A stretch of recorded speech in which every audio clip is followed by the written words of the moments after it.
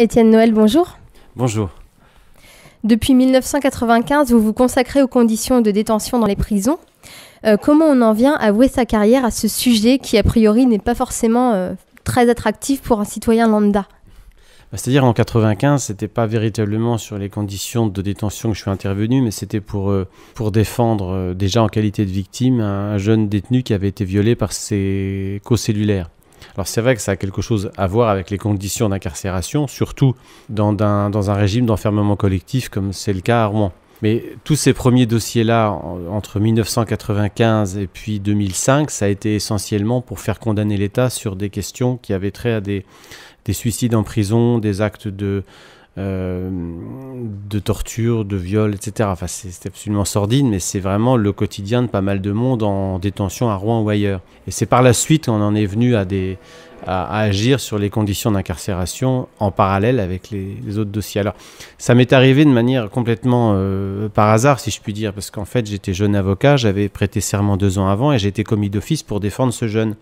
Et c'est vrai qu'au travers ce qu'il m'a dit, j'ai vraiment découvert ce monde, ce milieu avec ces codes, cette espèce de code inversé par rapport à l'extérieur. Et ça a été un choc. Et c'est à partir de là, c'est vrai que suite à ce premier dossier-là qui a entraîné la première condamnation de l'État, il y en a eu d'autres. Et c'est vrai que c'est devenu, pour moi, un ensemble, à savoir la défense pénale, plus tout ce qui constituait la défense des personnes détenues. Donc de la garde à vue à la sortie de prison, ce qu'on appelle une défense pénale globale. D'accord, et c'est ça qui vous a sensibilisé, qui a déclenché une prise de conscience chez vous du fait que chacun de nous peut passer par la prison. Oui, alors ce qui est surtout intéressant, c'est que je n'y connaissais absolument rien avant. Même d'ailleurs dans mes premières années d'avocat, je veux dire, j'allais en prison juste pour préparer mes dossiers pénaux sans tellement m'inquiéter de savoir comment vivaient mes clients. Bon, et je pense que j'étais à cette époque-là assez représentatif de la quasi-totalité de la population, avocat compris. Maintenant, ça change, mais à cette époque-là, il n'y avait quasiment aucun avocat qui allait en détention après la condamnation. Voilà. Bon. Et j'insiste sur le fait que moi, je n'avais aucune conscience particulière de ce qui se passait à l'intérieur des murs avant de devenir avocat, ça c'est certain, et même entre 93 et 95.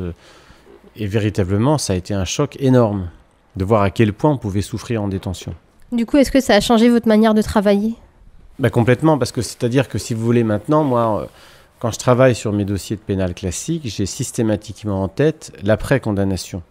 Comment éviter à mon client d'aller en prison s'il prend une petite peine? Donc il faut préparer dès en amont l'audience devant le juge de l'application des peines. Il faut déjà travailler sur ce que sera la condamnation. Voilà. Bon, et ça, c'est très important. Et puis, quand je défends quelqu'un, par exemple, devant la cour d'assises, on évoque toujours la question de l'application des peines. On fait des pronostics de peine en se disant, par exemple, à tel moment de l'exécution de votre peine, vous pourrez demander une conditionnelle. Il faudra commencer à la préparer tout de suite. C'est-à-dire, c'est prendre en compte l'application des peines et l'après-condamnation, ça influe beaucoup sur tout le travail en amont. Et ça permet aussi de relativiser une condamnation. Quand vous dites à votre client que vous allez défendre la cour d'assises, vous allez prendre 15 ans. On imagine, parce que la jurisprudence à Rouen, pour certaines infractions, elle est quand même assez fixée. Vous dites 15 ans ou 12 ans, on fait déjà des plans en se disant à partir de tel moment, vous pourrez demander une conditionnelle, par exemple. Ça permet d'amortir le choc d'une condamnation. Si le gars prend 15 ans et que vous lui dites qu'à partir de 7 ans, s'il planifie bien en avant et qu'il fait certaines choses dès le début de sa détention, il pourra envisager de faire une demande de conditionnelle. C'est plus 15 ans qu'il a en tête. C'est 7, c'est 8 par exemple. Et c'est quand même c'est déjà très long, mais c'est quand même plus acceptable. On lui donne tout de suite une dose d'espoir de façon à mieux gérer sa condamnation. J'en viens à la prison de Rouen, à Bonne Nouvelle, le centre de détention que vous connaissez. Oui, la maison d'arrêt, pardon. C'est ça qui est important par rapport au projet. Parce qu'en ce moment, on a une maison d'arrêt à Rouen. Et ce que nous prépare, on ne sait pas, le garde des Sceaux, c'est un centre pénitentiaire. Et un centre pénitentiaire, c'est la réunion d'un centre de détention, justement, comme vous venez de dire, et d'une maison d'arrêt. Et donc, quelque chose d'énorme, qui prend 15 hectares, un petit peu comme ce qu'on a au Havre, ou à Val-de-Reuil. Quoique non, à Val-de-Reuil, c'est juste un centre de détention. Donc, quelque chose d'énorme qui réunit à la fois une maison d'arrêt et un établissement pour peine, avec un nombre de places considérablement accru, et donc un mauvais signal donné en fait à la justice en termes de « allez-y », condamner à de la prison ferme, enfermer les gens, comme on a de la place pour les accueillir. Alors que ce que Madame Taubira a en tête, et également ce qu'avait préconisé le contrôleur général des lieux de privation de liberté, c'était justement de construire des prisons à taille humaine, enfin, entre guillemets, mais beaucoup plus petites, et de préférence situées près du cœur des villes. Vous voyez ? Voilà, et donc c'est justement ça qui est important, c'est qu'il faudrait par exemple que la future maison d'arrêt de Rouen reste une maison d'arrêt et non pas un centre pénitentiaire, de façon à ce qu'on n'ait pas une augmentation énorme du nombre de places. Mais justement, c'est ça le problème, c'est l'augmentation du nombre de places et le fait de dire il y a plus de places, donc on peut plus condamner. Exactement. Ou c'est le fait que la prison soit petite, mais dans ce cas-là, on pourrait faire plusieurs petites prisons, mais avec plus de places quand même s'il y en a plusieurs petites. Voilà. Vous voyez ? Ça, oui, non, mais tous les choix sont possibles, c'est certain. Monsieur Delarue, dans son premier rapport, et peut-être qu'il vous le dira, avait préconisé que les prisons qui seront construites dans le futur soient des petites prisons de 100-150 places. Alors maintenant, le nombre de prisons qu'on construira, ça ne sera pas infini pour des raisons budgétaires, et puis peut-être qu'on n'en a pas besoin. Mais au-delà de tout ça, si vous construisez des petites prisons, il faut faire en sorte que le robinet en amont soit le plus possible fermé, ou le moins possible ouvert. C'est-à-dire qu'il faut réfléchir à autre chose que l'emprisonnement comme sanction qui vient tout de suite à l'esprit. Vous voyez ? Et en France, on a un taux d'incarcération pour 100 000 habitants qui est à peu près médian par rapport aux autres pays, mais on est quand même plutôt vers le top. Bon. Moins qu'en Angleterre, mais beaucoup plus que dans les pays scandinaves, par exemple. Et donc, si on remplaçait ces peines courtes, parce que la majorité des peines sont des peines courtes, par autre chose, c'est-à-dire le bracelet électronique, la peine de probation qui est en cours d'élaboration là, les travaux d'intérêt généraux, etc. Qu'est-ce que la peine de probation ? La peine de probation, c'est ce qui est actuellement en cours d'examen par la conférence de consensus qui a été ouverte hier par Madame Taubira, qui consiste en fait à une espèce de prise en charge éducative des personnes dans un but mais véritablement pédagogique, éducatif, plutôt que dans le cadre d'une sanction. Alors si c'est pas respecté, ça peut être transformé en autre chose, mais n'empêche qu'on privilégie ça, ça concernerait énormément de monde en fait. Alors le seul petit bémol que j'apporte à ça, c'est que la peine de probation, elle se substituerait beaucoup plus à des peines comme le sursis avec mise à l'épreuve ou le travail d'intérêt général. Mais il faudrait qu'elle puisse se substituer à des peines d'emprisonnement courtes, et là on verrait véritablement un effet. C'est une peine éducative en fait. Voilà.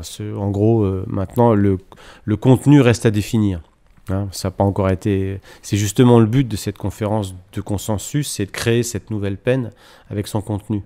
Donc concrètement, on ne sait pas encore vraiment à quoi ça peut ressembler. Mais si vous voulez, on ne sait pas encore exactement à quoi ça peut ressembler, mais c'est surtout qu'en fait, on sait que ça sera une peine à visée éducative. Voilà, c'est ça qui est important. On ne serait plus dans le répressif, mais dans l'éducatif. Bon, et ça concernerait des mineurs peut-être, mais des majeurs aussi, parce qu'il y en a plein qui ont besoin d'être insérés. Et voilà, et ça ferait partie de ce...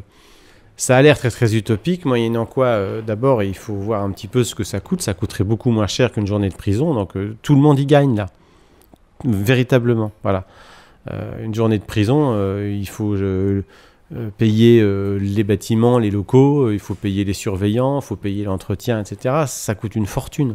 Donc il faut réfléchir aussi d'un point de vue économique. Et pourtant, si c'est éducatif, il faut des éducateurs ou des... Oui. C'est moins cher quand même, malgré tout. Ah oui. Oui, tout à fait, c'est beaucoup moins cher. Déjà, une journée de bracelet, c'est X fois moins cher qu'une journée de prison. Je ne sais pas exactement combien, mais c'est très sensiblement moins cher.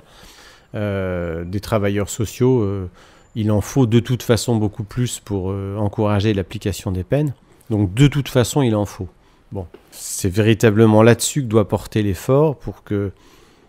C'est vraiment le levier numéro 1 pour faire baisser la surpopulation pénale. C'est peut-être la peine de probation, mais surtout développer l'application des peines grâce à des moyens humains, de façon à créer, à pouvoir mettre en route les projets de sortie ou les projets de réinsertion pour éviter l'incarcération, vous voyez.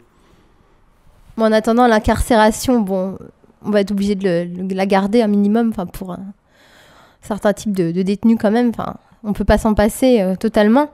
Donc du coup, la prison de Rouen, vous pouvez me rappeler les raisons pour lesquelles il faut en faire une nouvelle ? Ça c'est... D'abord, je pense que si on tarde trop, ça finira par coûter tellement cher en indemnisation pour le préjudice moral que subissent les personnes qui sont ou qui ont été détenues, qu'il va bien falloir véritablement s'atteler à ce projet. Oui, et ça coûte cher parce que vous avez fait condamner l'État pour mauvaises conditions de détention dans la prison de Rouen notamment. Oui. Donc ça coûte cher, voilà, faut payer pour ces condamnations. Moi je pense que pendant longtemps j'ai pensé, et je pense encore, que le meilleur moyen de faire bouger l'État, c'est de le faire payer. Bon, c'est ce qu'on appelle un petit peu la guérilla juridique, et ça je suis intimement convaincu que ça peut être un élément moteur. Bon. On a fait constater les conditions de détention d'un de mes clients en 2005 à Rouen par une expertise qui a donné lieu à un jugement de condamnation en mars 2008. Ça a donné lieu à toute une série d'autres procédures. En 2009, 3 personnes. En 2010, 38. En 2011, environ entre 100 et 130, je ne sais plus exactement combien. En 2012, il y en a même encore plus, etc. Donc le montant des dommages à intérêts payés est en train d'exploser. Bon. Ce qu'il faut voir, c'est que les conditions de détention, elles n'ont pas réellement changé dans les cellules de la maison d'arrêt de Rouen. Il y a toujours le même nombre de cellules, avec toujours entre 2 et 3 personnes dans les 3 divisions réservées aux hommes. Voilà, bon. Chaque cellule fait à peu près 10 mètres carrés, et ils sont au minimum 2 dedans. Bon. On sait que le comité de prévention de la torture dit qu'il faut 7 mètres carrés par personne. Donc on est très au-delà du seuil prévu par cette institution. Les rapports parlementaires, c'était 8. Bon, voilà, on est forcément au-dessus. Les cellules sont toujours dans un coin les toilettes sont toujours dans un coin de la cellule. Avant, il y avait un petit muret d'1 mètre. Maintenant, dans une grande partie des cellules, il y a un cloisonnement qui ne va pas jusqu'au sol ni jusqu'au plafond. Et puis, il n'y a pas de porte. Bon. Et donc, les nuisances sont les mêmes. Alors, peut-être un peu moins visuelles, mais toujours olfactives, sonores. Et il y a toujours une atteinte à la dignité pour les personnes qui utilisent les toilettes, comme pour celles qui sont dans la cellule et qui... Voilà, bon. Il y a des propagations de miasmes à chaque utilisation. Enfin, je veux dire, il y a un tableau sanitaire qui a été dressé par un expert en 2005 qui reste d'actualité. Donc, vous dire que ça a changé et que maintenant les conditions deviennent à peu près acceptables, ça, c'est pas vrai. Les cellules sont repeintes, mais très vite, comme il y a trop de personnes dedans par rapport à leur taille et surtout leur capacité de renouvellement de l'air, eh bien, elles se remoisissent, elles sont à nouveau humides, la peinture se cloque, etc. Bon, le garde des Sceaux prétend que l'aération est correcte parce qu'il suffit d'ouvrir la fenêtre et la porte. Mais la porte, les personnes détenues ne peuvent pas l'ouvrir parce qu'on est en régime de porte fermée. Et puis, ce que disent les règlements sanitaires départementaux à Rouen et ailleurs, c'est que c'est les toilettes qui doivent être isolées avec un système d'aération spécifique. Or là, c'est l'air des toilettes et celui de la cellule qui se mélangent. Et ça, c'est très mauvais sur le plan de l'hygiène et de la salubrité. C'est très mauvais sur le plan de l'atteinte à la dignité. Et ça, depuis des années, le tribunal administratif juge que ça constitue une atteinte à la dignité et donc condamne l'État. En ce moment, il y a quelque chose d'un tout petit peu surprenant, c'est que le tribunal est en train de modifier un tout petit peu sa jurisprudence, est en train de me dire qu'il y a des atteintes acceptables. Or, ce que vous dit la Cour européenne des droits de l'homme, c'est qu'on ne peut pas limiter une liberté fondamentale comme la prohibition des traitements inhumains et dégradants au profit d'une autre liberté. Et la jurisprudence est constante. Et si vous voulez, une liberté doit rester intangible. Et vous ne pouvez pas avoir un minimum de traitements inhumains et dégradants, c'est un peu ce qui est en train de se faire, sous prétexte, par exemple, de pouvoir surveiller les toilettes parce que c'est un lieu où on se suicide plus. Voilà. Et donc, si vous voulez, le garde des Sceaux, il est en train de faire... il utilise ce raisonnement-là pour argumenter contre Mercourt. Et moi, je ne voudrais pas qu'on considère qu'on peut faire une atteinte même acceptable. Il n'y a pas d'atteinte acceptable. Il y a une atteinte, elle est forcément inacceptable. Vous voyez, enfin, c'est mon système de raisonnement. Et donc, en ce moment, les conditions de détention au sein de la maison d'arrêt de Rouen restent globalement les mêmes que celles qui ont été constatées en 2005 par les experts. Et je ne vois pas en quoi l'État cesserait d'être condamné à conditions de détention égales. Ça fait plus d'un an, un an et demi qu'on parle de remplacer cette prison et il n'y a toujours pas d'emplacement définitif prévu. Alors, comment ça se fait que ça bloque ? Alors, j'ai appris ça le 1er avril 2010. C'était pas un poisson d'avril et c'était absolument incroyable. Je n'arrivais pas à y croire, mais ça s'est vérifié. Donc il y a plus de 2 ans en fait maintenant. C'est ça, 2 ans et demi. Si vous voulez, ça bloque pourquoi ? Parce que le préfet avait une façon tout à fait particulière de s'adresser aux communes pour leur demander si elles voulaient une prison sur leur territoire. Si vous voulez, ça c'est quelque chose qui appartient à l'autorité de l'État. Donc ça ne devrait pas être négociable. Bon. Or, le préfet appelle tel ou tel maire, de préférence très très loin de Rouen, en lui demandant s'il veut bien, etc., avec des fleurs dans la bouche, lui demandant s'il veut bien d'une maison d'arrêt sur son territoire. Le maire, bien évidemment, répond non, parce que c'est très mauvais pour lui, pour sa réélection, pour pas mal de choses. Et vous avez même des maires, et ça c'est absolument scandaleux, de communes autour de Rouen qui ont eux-mêmes mené la fronde en faisant circuler des pétitions, des banderoles un peu partout, montant leurs administrés pour bien montrer à leurs administrés qu'ils sont contre la prison, surtout parce que les élections, je ne sais pas trop quand c'est, mais bon, il faut quand même y penser. Et puis, ça a été vraiment une espèce de tollé dans chaque commune à laquelle le préfet s'adressait. Bon. Donc ça venait pas forcément des habitants de la commune uniquement, ça venait parfois des maires eux-mêmes. C'est-à-dire que ça venait peut-être des habitants, mais en tout cas, les maires ont pris le relais. Enfin, on n'imagine pas, enfin, je veux dire... dans la côte de Bonsecours, à Bois-Guillaume, on voit encore des banderoles non à la prison. Il y avait des pétitions qui étaient dans les bâtiments municipaux. C'est quand même tout à fait surprenant, des pétitions avec des urnes, etc. Ça, c'est pas les particuliers qui les avaient mises. Bon, si vous voulez, alors bon, moi personnellement, je suis d'accord avec finalement la population, pas pour les mêmes raisons, mais il fallait surtout pas que la maison d'arrêt soit mise à Canteleu. À très très loin de Rouen, comme ça avait été tenté. Mais pour des raisons qui n'ont rien à voir avec le prix du mètre carré ou le prix des terrains ou des maisons. C'est juste que c'est beaucoup trop loin et que les familles auraient eu un mal de chien à y aller. Parce que généralement, la question de l'accès aux établissements pénitentiaires, c'est le cadet des soucis. Par exemple, quand le centre pénitentiaire du Havre a été ouvert, le directeur a été complètement scié de voir que rien n'avait été prévu pour les familles en termes de transport depuis le Havre, alors que le centre pénitentiaire est à 18 km du centre-ville. Et là, il a fallu en catastrophe qu'il sonne le tocsin pour organiser un système de navettes. Bon. Et donc, si la prison avait été aussi loin, on aurait eu des problèmes d'abord, nous, pour aller voir nos clients, mais ça, c'est bon, à la limite, nous, on est en voiture, on n'est quand même pas tributaire des transports en commun. Mais la quasi-totalité des familles, elles le sont. Et ça aurait été une galère, mais aussi bien pour... Voilà. Et puis il y a quelque chose de symbolique. Une personne qui est détenue, elle est exclue de la société pendant un certain moment.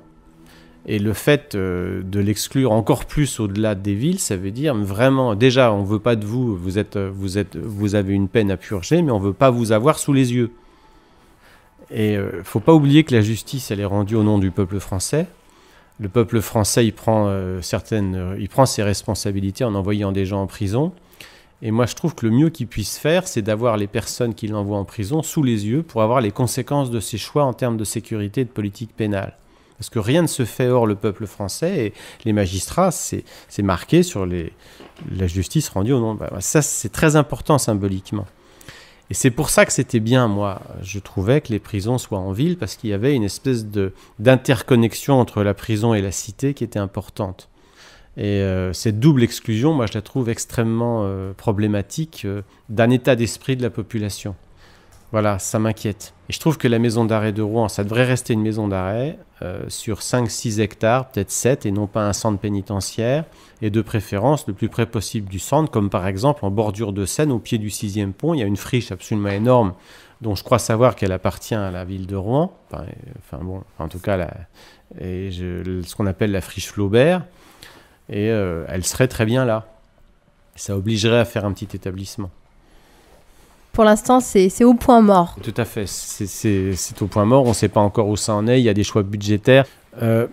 Pour le moment, j'ai cru comprendre qu'on allait reconstruire une maison d'arrêt à Beauvais, ça c'est certain.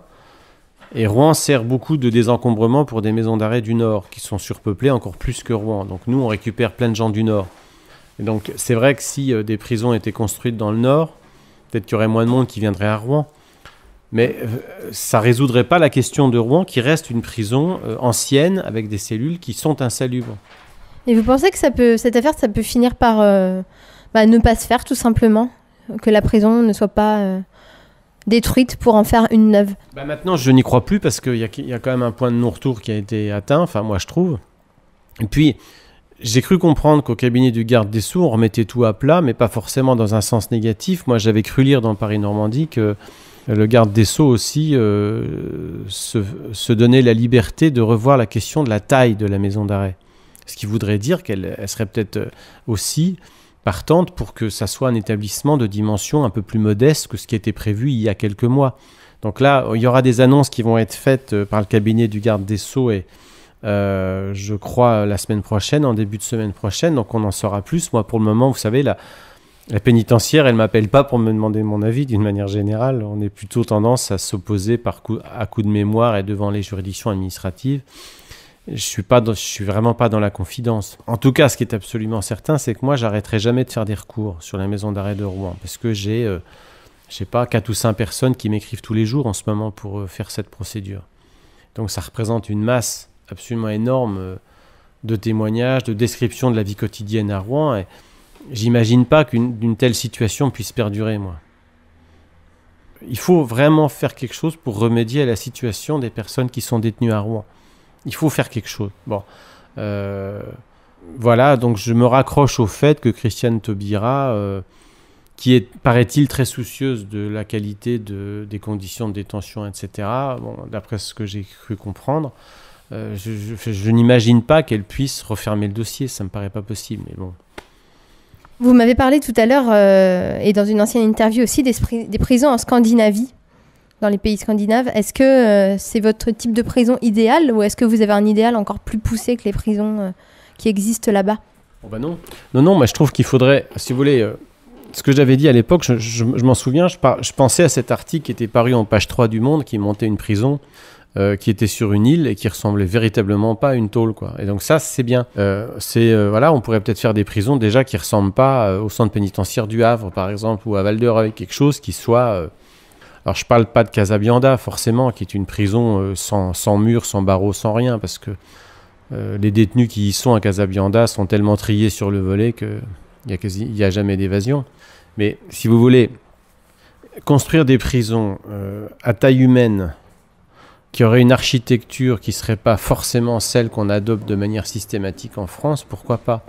Alors c'est vrai que le projet de prison de M. Botton, moi, il me plaît bien. Il me plaît bien parce qu'il y a une espèce une interaction entre l'extérieur et l'intérieur. Et c'est vrai que moi, il est tout à fait possible que ce type de prison soit effectivement intéressante pour favoriser la réinsertion et par là même lutter contre la récidive, puisque justement, le sentiment d'exclusion est beaucoup moins, et bien moindre, serait bien moindre que dans les prisons actuelles, avec une séparation qui est telle que, effectivement, le sentiment d'exclusion de ceux qui sont à l'intérieur, il est énorme. Mais bon, moi, la prison idéale, c'est la prison 100-150 personnes. Hein, on parlait de ce que M. Delarue préconisait. Contrôleur général des lieux de privation de liberté, ouais. M. Delarue. C'est ça, oui, pardon. Dans lesquels ne se trouveraient que les gens pour lesquels aucune autre solution n'a véritablement été possible. Et puis, que ça ne soit pas une clause de style. C'est-à-dire qu'avant tout, n'aillent en prison que des gens pour lesquels aucun aménagement de peine n'a été possible, au bout du compte, même s'il a été tenté, etc. Bon, pour les peines courtes. Et puis ensuite, une prison d'où sortiraient le plus rapidement possible les gens dans le cadre d'un aménagement de peine. Voilà. Donc ça, maintenant, la taille de la prison, ça veut dire la façon dont elle sera faite architecturalement parlant, ça c'est pas... J'ai aucune connaissance en la matière, mais le principe de l'emprisonnement, il faudrait qu'il soit limité à ça, vous voyez. Les aménagements de peine ab initio soient favorisés pour que les gens purgent leur peine à l'extérieur. Et puis dès le moment où vous êtes arrivé à un moment où vous pouvez avoir une conditionnelle, et bien que vous sortiez. Et ça, c'est surtout une question de volonté politique et de moyens humains. Travailleurs sociaux, greffiers, juges d'application des peines.